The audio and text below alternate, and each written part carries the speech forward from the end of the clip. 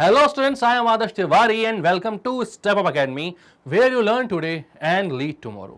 तो आज इस वीडियो में हम क्या पढ़ने वाले हैं, तो हम क्लास 10th का एक बहुत ही important topic basic proportionality theorem को डिस्कस करने वाले हैं। ज्योमेट्री यूनिट में ट्राइंगल्स चैप्टर का ये सबसे पहली थ्योरम होती है और इस थ्योरम में जनरली लोगों को कंफ्यूजन होती है कि हाँ भाई इसका प्रूफ कैसे हुआ। तो सारे कंफ्यूजन से दूर आप हट जाएंगे इस वीडियो के बाद, क्योंकि सारे कॉन्सेप्ट जो हैं वो क्लियर हो जाएंगे आपको। ठीक है, तो ये ट्राइंगल कुछ ऐसा बनता है, लेकिन अभी देखते हैं कैसा बनता है, क्या होता है ये थ्योरम। तो चलो स्टार्ट करते हैं इसको। ठीक है, तो थ्योरम में क्या बोला जाता है आपसे भाई, whenever a line is drawn parallel to one side of a triangle intersecting the other two sides at two distinct points, then the two sides are divided in the same ratio। ये बोला जाता है भाई कि जब भी किसी एक ट्राइंगल में एक लाइन आप ड्रॉ करते हो किसी एक साइड से पैरेलल, और दो जो दूसरे साइड्स हैं उनको वो दो पॉइंट्स पर कट करती है, इंटरसेक्ट करती है, तो भाई वो जो दोनों साइड्स होते हैं वो सेम रेशियो में डिवाइड होते हैं। ये हमको प्रूव करना होता है बेसिक प्रोपोर्शनैलिटी थ्योरम में। इसको हम थेल्स थ्योरम भी बोलते हैं। ठीक है, तो अब इसकी थ्योरम की स्टेटमेंट को पढ़ लेते हैं और उसके बाद इसके डायग्राम को डिस्कस करते हैं कि डायग्राम कैसा बनेगा, क्यों ऐसा बनेगा और कैसे इसका प्रूफ होगा, वो भी हम आपके साथ यहां पर डिस्कस करेंगे। एक एक बेसिक को हम क्लियर करते हुए चलेंगे। ठीक है, चलो तो क्या बोल रहा है, if a line is drawn parallel to one side of a triangle to intersect the other two side in distinct points, the other two sides are divided in the same ratio. ये होती है statement.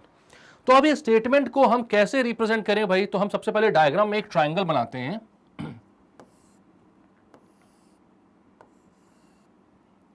ठीक है, अब एक line में draw करता हूं, यहां पर मैं ट्राइंगल का नाम दे दूं ए बी सी। एक लाइन ड्रॉ कर रहा हूं मैं यहां पर, इसका नाम दे देता हूं D and E points, and मैं बोलता हूं डीई जो है वो बीसी के पैरेलल है। मैंने ऐसा ड्रॉ किया है कि डीई जो है वो कैसा है, बीसी के पैरेलल।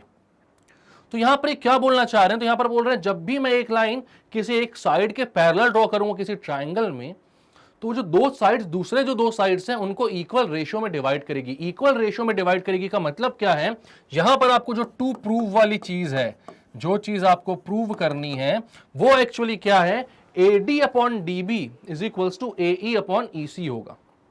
ये जो रेशियो है वो कैसा होगा, इक्वल होगा।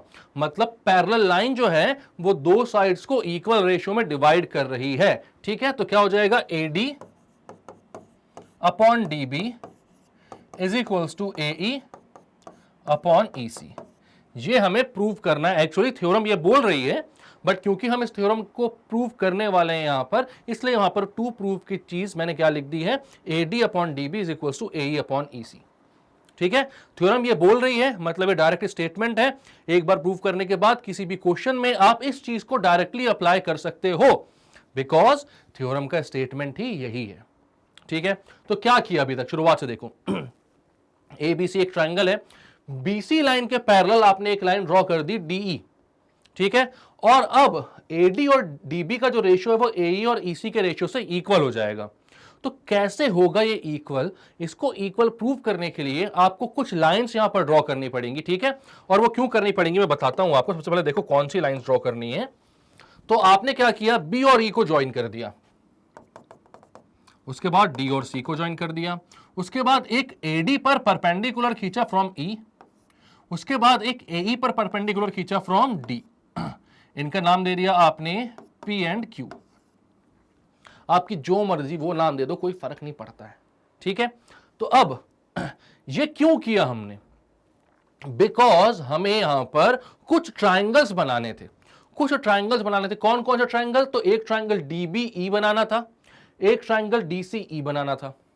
ठीक है, उसके बाद मैंने परपेंडिकुलर क्यों ड्रॉ किए हैं यार, तो परपेंडिकुलर इसलिए ड्रॉ किए क्योंकि यहां पर ट्राइंगल्स का एरिया जो है वो भी काम में आएगा।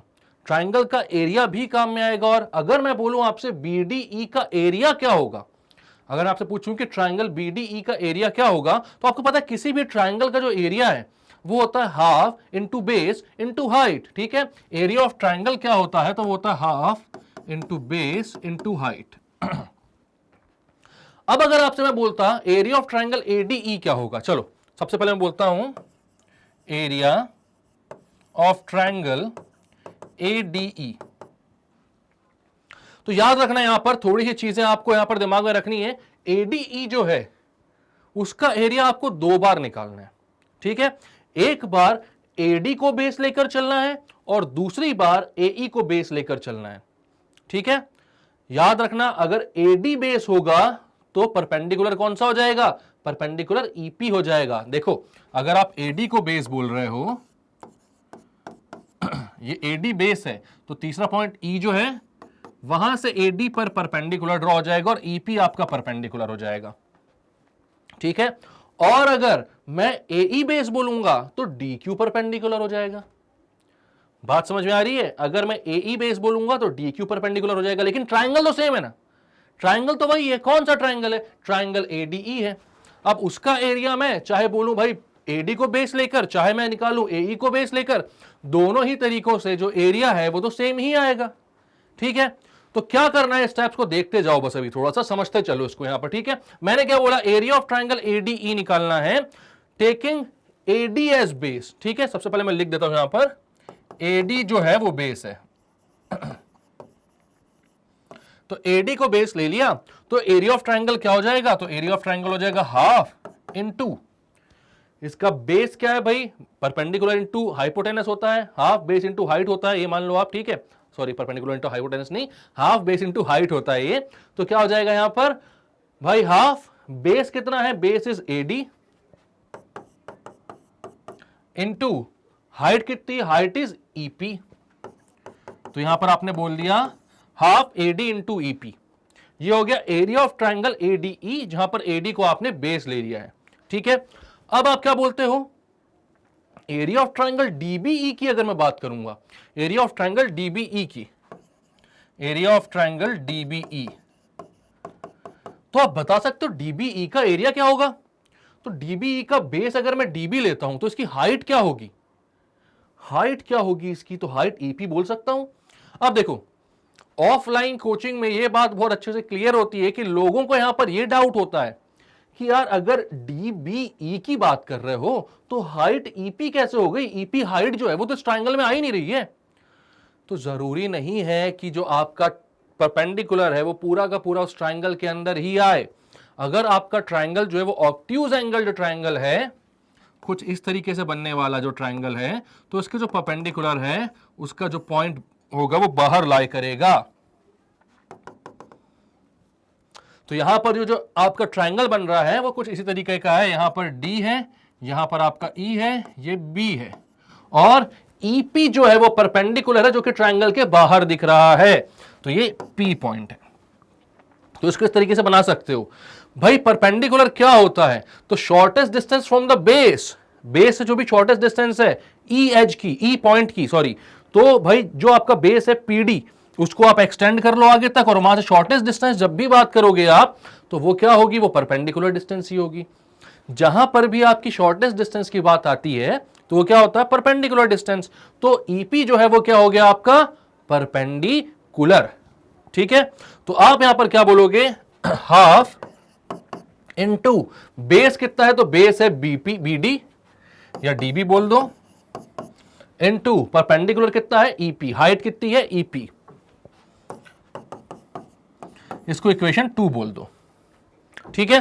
अब अगर मैं बोलता हूं आपसे कि एरिया ऑफ ट्राइंगल एडीई फिर से निकालो और यहां पर आपको क्या करना है, एई को बेस लेना है, ठीक है। तो आप बोलते हो area of triangle ADE, AE as base आपने ले लिया, बेस क्या ले लिया, एई को। तो एडीई में अगर एई बेस ले रहे हो तो हाफ बेस इंटू हाइट जब करोगे तो हाफ बेस कितना है, एई, तो यहां पर एई लिख दो, इनटू हाइट कितनी है, तो हाइट है ईपी, तो ईपी लिख दो फिर से, सॉरी, यहां पर जब बेस एई हो जाएगा तो हाइट कितनी हो जाएगी, डी क्यू। बेस एई है तो भाई परपेंडिकुलर का पॉइंट भी भाई बेस पर ही बनता है, तो वो कितना हो जाएगा, डी क्यू, ठीक है। तो ये हो जाएगा डी क्यू, इसको इक्वेशन 3 बोल दो। इसके बाद जब आपसे मैं बोलूंगा एरिया ऑफ ट्राइंगल डीईसी निकालो, तो एरिया ऑफ ट्राइंगल डीईसी कैसे निकालोगे, एरिया ऑफ ट्राइंगल डीईसी, तो वहां पर भाई आपके पास डीईसी में बेस ईसी हो गया और ईसी का परपेंडिकुलर कौन सा है, बाहर आने वाला परपेंडिकुलर डीक्यू हो गया। तो आपने क्या किया, half into EC into DQ, इसको इक्वेशन 4 बोल दी। अब कुछ नहीं करना, क्वेश्चन सॉल्व हो गया आपका। तो मतलब देखा जाए तो क्वेश्चन ना 2 स्टेप्स में ही सॉल्व हो जाता है। एक बार एरिया निकालना होता है, दूसरे में उसका रेशियो निकालना होता है और आंसर आ जाता है। ठीक है, अभी क्या बोलना है आपको? आपको बोलना है dividing equation 1 from 2 and 3 by 4। ठीक है, तो आप बोलते हो 1 divided by 2 and 3 divided by 4। तो जब इक्वेशन 1 को इक्वेशन 2 से डिवाइड करूंगा और इक्वेशन 3 को इक्वेशन 4 से डिवाइड करूंगा, तब क्या होगा? तो आपने बोला 1 को 2 से डिवाइड करोगे तो area of triangle ADE upon area of triangle DBE, ये लेफ्ट हैंड साइड पर आएगा, is equals to right hand side पर क्या आएगा? हाफ AD इंटू EP और हाफ DB इंटू EP। तो मैं लिख देता हूं half into AD into EP और नीचे क्या आ जाएगा? Half into DB into EP। जो चीजें कैंसल आउट हो रही है उनको कैंसिल कर लो, तो हाफ से हाफ, EP से EP कैंसिल, ये आ गया AD अपॉन DB।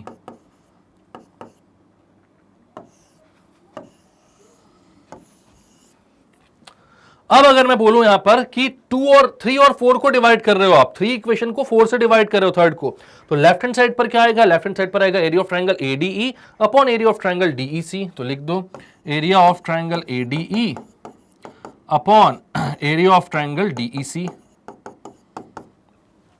ठीक है, और राइट हैंड साइड पर क्या? हाफ से हाफ कैंसिल, DQ से DQ cancel, AE upon EC बचेगा, AE अपॉन EC। अब इसको इक्वेशन बोल दो भाई, कौन सी बची? 5th इक्वेशन, और इसको बोल दो 6th इक्वेशन। तो क्या हुआ? अब आपको दिख रहा है, आपको प्रूव करना AD अपॉन DB, यहां पर AD अपॉन DB आ रहा है। आपको प्रूव करना AE अपॉन EC, यहां पर AE अपॉन EC आ रहा है। यानी कहीं ना कहीं ये दोनों जो इक्वेशंस हैं वो इक्वल होंगी। फाइनल आंसर तो यही चाहिए ना, इनको इक्वल प्रूव करना, तो ये इक्वल होनी चाहिए।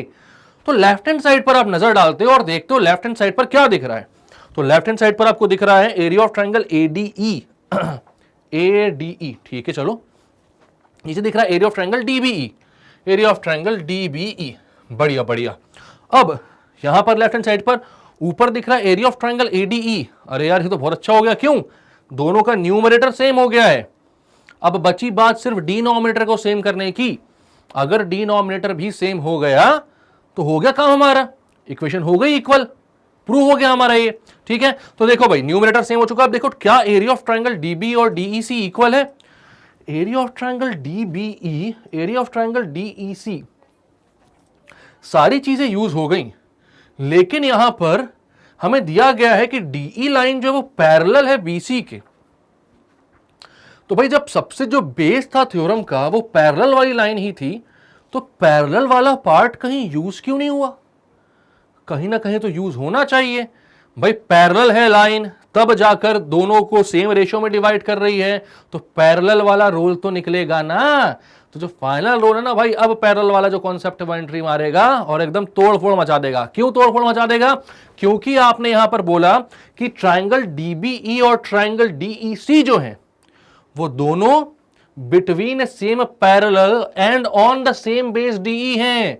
तो आप बोलोगे area of triangle DEB is equal to area of triangle sorry EDC। ये दोनों एरियाज इक्वल हैं। क्यों इक्वल हैं? Because they are the triangles on same base and between same parallels. और क्लास 9th में हम ये पढ़ चुके हैं कि जब दो ट्रायंगल्स ऐसे होते हैं जो कि सेम बेस पर होते हैं और सेम पैरेलल्स के बीच में होते हैं, तो उनका एरिया कैसा होता है? इक्वल। ठीक है, तो आप यहां पर बोलोगे they are triangles between same lines, same parallels and on same base।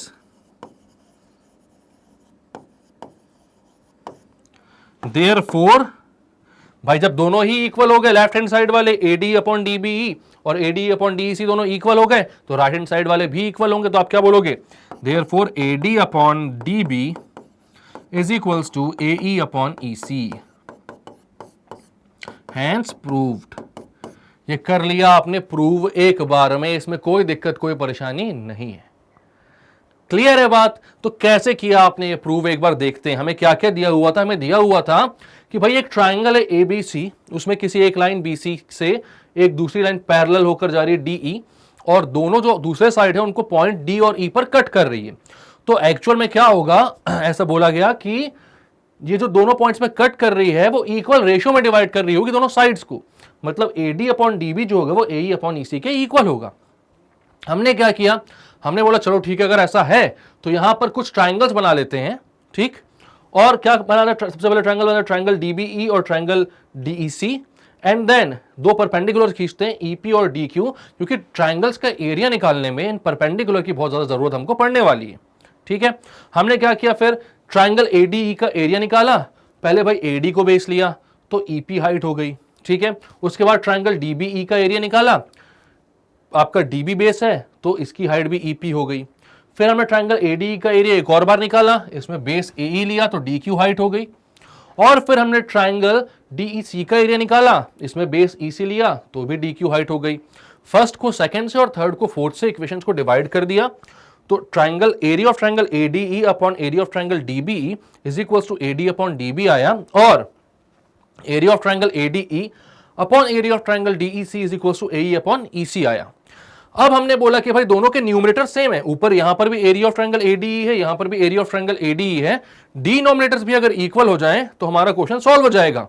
तो हमने देखा यहां पर कि जो डिनोमिनेटर्स हैं भाई वो सेम पैरेलल्स के बीच में आ रहे हैं और उनका बेस भी सेम है DE, ठीक है। ऐसे वाले ट्राइंगल्स याद होंगे ना आपको, ये दो लाइंस होती थी, ये एक ट्राइंगल बन गया, ये दूसरा ट्राइंगल बन गया, ये ABCD, तो दोनों AB बेस पर बन रहे हैं और ये दोनों लाइंस अगर पैरेलल हैं तो ये क्या होता था, ये दोनों ट्राइंगल्स इक्वल एरिया के होते थे, ठीक है। वैसे भी आप जानते हो दोनों ट्राइंगल्स सेम पैरेलल और सेम परपेंडिकुलर के, सॉरी सेम बेस पर और सेम पैरेलल के बीच में है।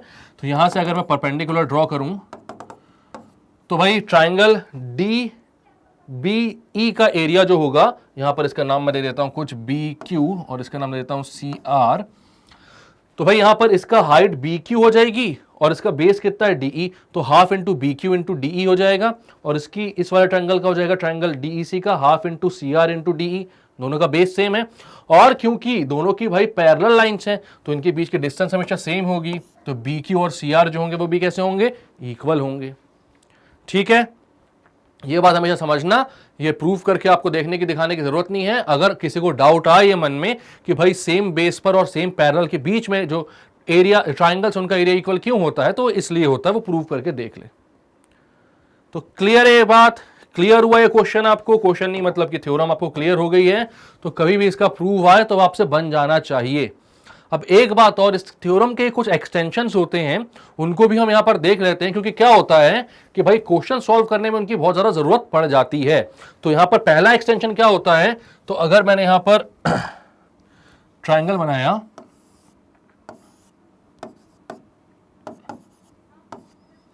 और यहां पर D और E दो पॉइंट दे दिए, तो भाई BPT मैं जानता हूं कि AD अपॉन DB जो है वो इक्वल है AE अपॉन EC के, by basic proportionality theorem BPT। But इसको ही थोड़ा सा और एक्सटेंड कर दूं तो मैं ये भी बोल सकता हूं कि AB upon AD is equals to AC upon AE भी होगा।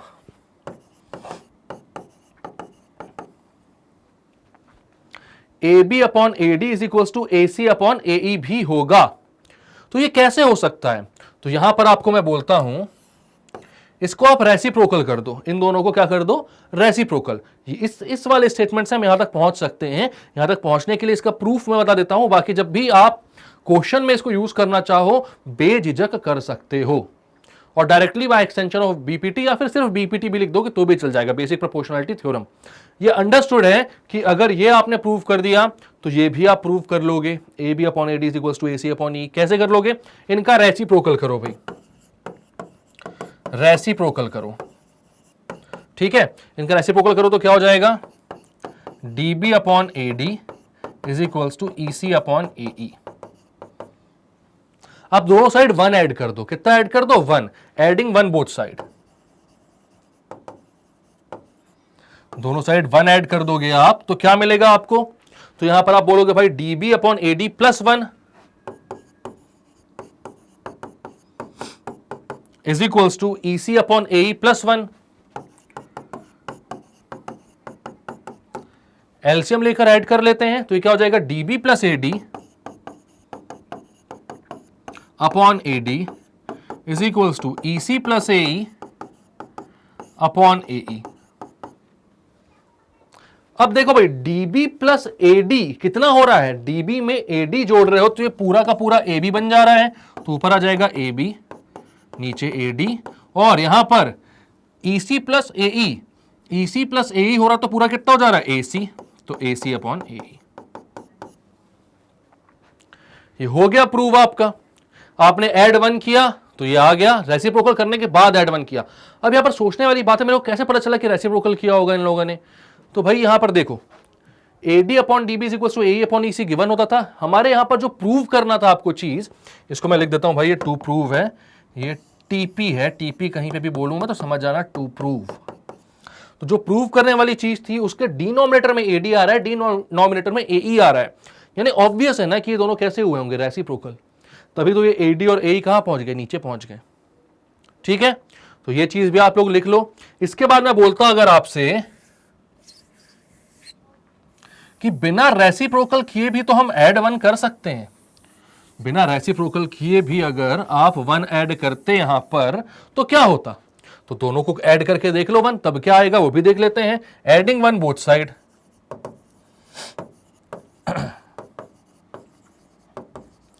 दोनों साइड 1 ऐड करोगे आप तो AD upon DB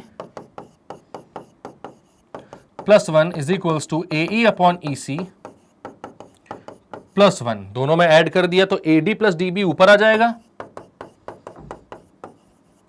upon DB is equals to AE plus EC upon EC। तो AD प्लस DB कितना हो गया, again AD plus DB is AB, तो आपने क्या बोला, AB upon DB is equals to AC upon EC। तो ये भी आप as an extension of basic proportionality theorem use कर सकते हो। तो भाई यहां पर आपका बेसिक प्रोपोर्शनैलिटी थ्योरम और उसके जो एक्सटेंशंस होते हैं वो होते हैं खत्म। अब इन सबको आपने एक बार प्रूव कर लिया, समझ लिया, तो किसी भी क्वेश्चन में बिना किसी हिचकिचाहट के यूज कर सकते हो, और आगे के क्वेश्चन सॉल्व भी इनसे ही होंगे।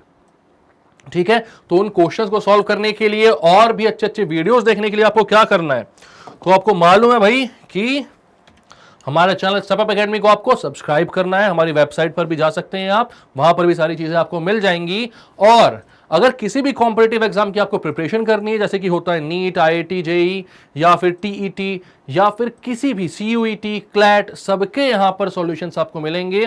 सारे एग्जाम्स की प्रिपरेशन यहां पर कराई जाएगी, चाहे वो कोई भी बोर्ड हो, सारे बच्चे आके यहां पर बहुत अच्छे सारी पढ़ाई कर सकते हैं।